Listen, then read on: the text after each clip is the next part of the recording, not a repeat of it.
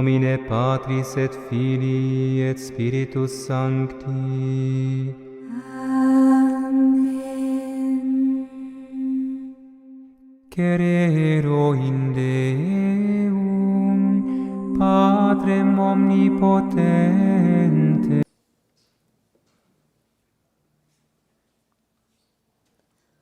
À quelques jours de l'entrée en Carême, les textes bibliques de ce dimanche nous demandent de faire attention.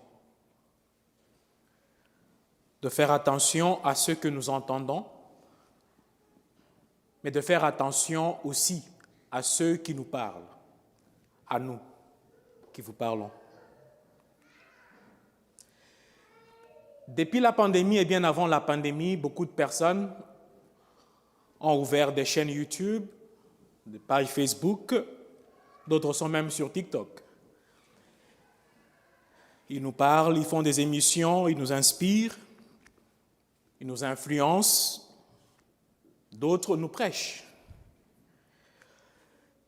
C'est bien d'écouter toutes ces personnes qui nous parlent, qui nous motivent, qui nous enseignent. Mais il est bon de faire attention. Parce que Saint Jean nous dit ceci dans sa première lettre. Il nous dit, « Bien-aimés, ne vous fiez pas à n'importe quelle inspiration, mais examinez les esprits pour voir s'ils sont des dieux, car beaucoup de faux prophètes se sont répandus dans le monde. » 1 Jean, chapitre 4, verset 1. Jean nous dit, en un mot, qu'il faut discerner les esprits. C'est bien de discerner les esprits, ce que nous entendons, les messages qu'on nous dit. Mais je pense qu'il est aussi important de discerner ceux qui portent ces esprits. Discerner ce que nous entendons, mais discerner aussi ceux qui nous parlent. Qui devrais-je écouter? Pourquoi lui et pas l'autre là? Jésus nous encourage à discerner les messagers, pas simplement le message, lorsqu'il dit ceci dans l'évangile du jour. Il dit, « Un aveugle peut-il guider un autre aveugle? Ne vont-ils pas tous les deux tomber dans un trou ?» Luc 6, 39. Mon frère, ma sœur, la mauvaise personne à prendre comme guide spirituel, c'est un aveugle. Parce que lui aussi a des problèmes de vision. Et si tu suis un aveugle, Jésus dit, tous les deux, vous allez tomber dans un trou. On peut penser que c'est un petit trou et on peut se redresser, mais tomber dans un trou à l'époque de Jésus signifiait mourir. Parce que à l'époque de Jésus, il y avait des trous partout en Israël. Et ces trous, c'était des trous creusés pour trouver de l'eau. Si par exemple, vous vous souvenez, et allez lire par exemple en Genèse 24, à partir du verset 62, on nous parle de la rencontre entre Isaac et Rebecca. Cette rencontre entre Isaac et Rebecca se fait au puits, où elle était partie puiser de l'eau.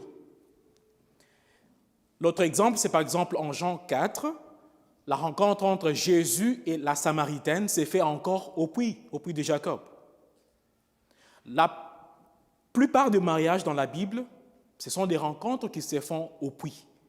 Alors les puits, nous avons dans notre culture ici des robinets partout, il suffit juste de faire ça, l'eau coule. Dans des pays sous-développés, comme en Israël antique, l'eau était allée puiser dans des trous perforés. Alors, lorsque le puits tarit, il ne produit plus de l'eau, il reste vide. Et si tu es conduit par un aveugle et tu as la malchance de tomber dans ce trou-là, je ne pense pas que tu vas te relever sans dommage. Parce qu'il y a le rocher qui est en bas, tu tombes, tu vas te perdre et perdre ta vie. C'est mieux d'avoir un bon maître spirituel, quelqu'un qui n'est pas aveugle comme nous. Mais comment reconnaître un guide qui n'est pas aveugle. Comment reconnaître un bon maître spirituel? Le principe nous est donné par Jésus lui-même, car nous sommes tous censés suivre un seul guide, un seul maître.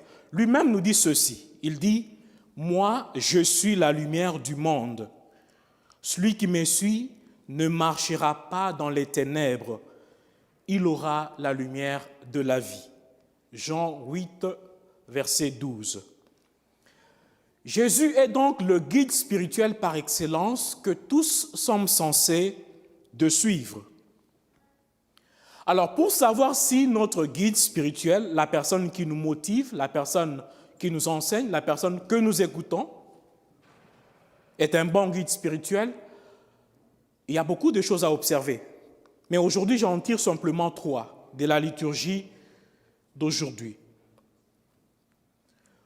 Pour savoir si notre motivateur, notre influenceur que nous aimons sur les réseaux sociaux, ou même dans notre paroisse ou dans notre monde, est un bon guide, il faudra que lui-même soit d'abord disciple du Christ.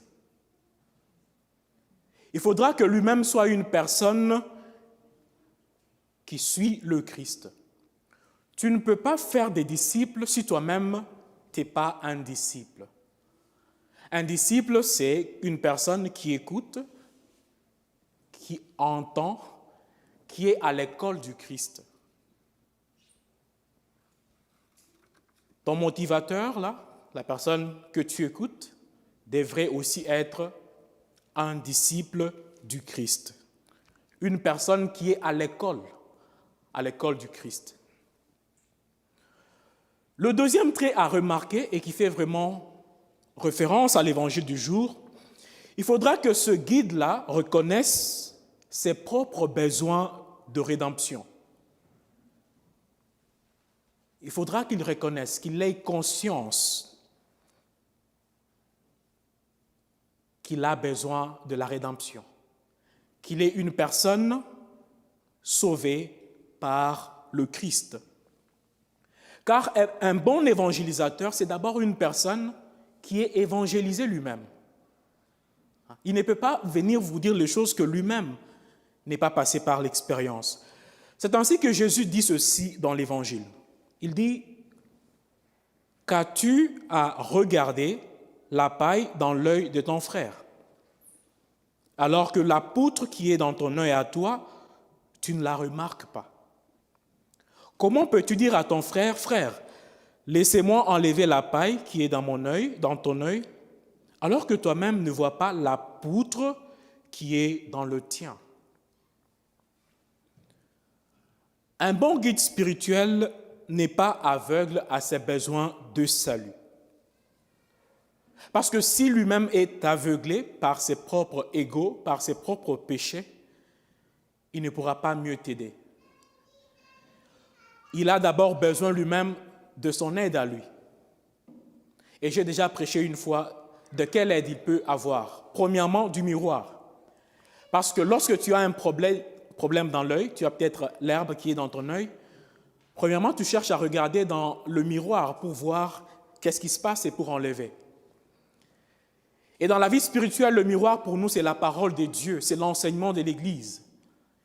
Nous devons regarder notre vie à la lumière de la parole de Dieu pour enlever les pailles qui sont dans nos yeux.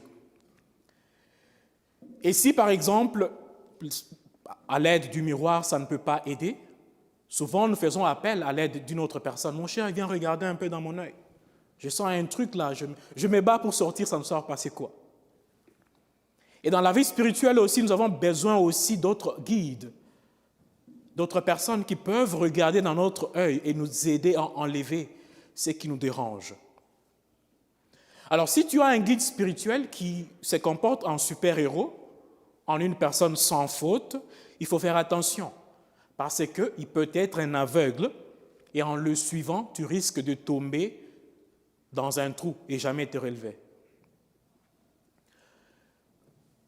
Le dernier trait à regarder est trouvé dans l'Évangile aujourd'hui, et il est en Luc 6, 43. L'Évangile dit ceci. Un bon arbre ne donne pas de fruits pourris. Jamais non plus un arbre qui pourrit ne donne de bons fruits. Chaque arbre, en effet, se reconnaît à ses fruits. Sirach le sage, dans la première lecture, dit aussi la même chose lorsqu'il dit « C'est le fruit qui manifeste la qualité de l'arbre ». Siracide 27, verset 6.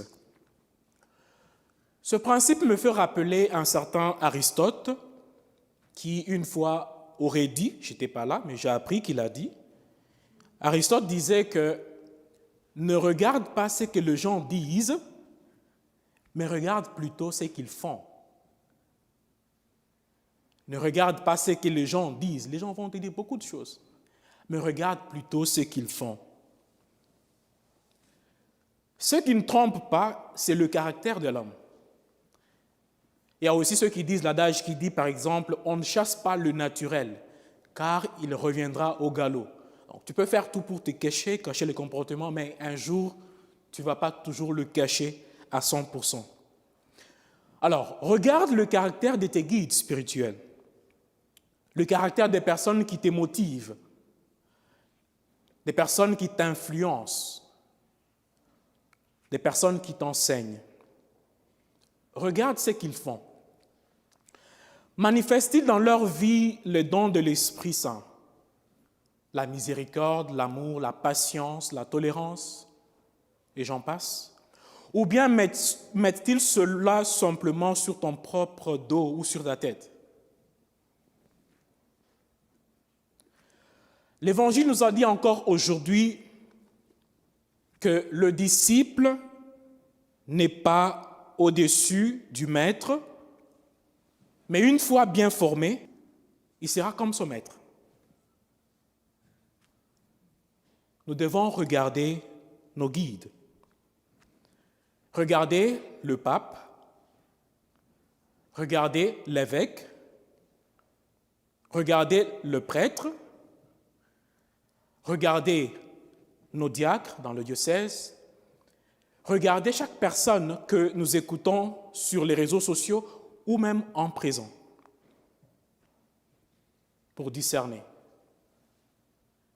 pour être éclairé, et par ce qu'il dit et aussi par son comportement. Qui veux-tu ressembler? Si tu veux ressembler à Jésus, alors choisis d'écouter, de suivre des motivateurs, des prédicateurs qui sont déjà configurés au Christ, qui sont des disciples du Christ.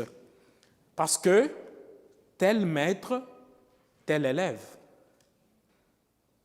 Aujourd'hui, nous allons prier pour les guides spirituels que nous connaissons dans notre Église, même ceux que vous aimez sur les réseaux sociaux, parce que beaucoup de personnes, j'écoute beaucoup cette personne, je l'aime beaucoup.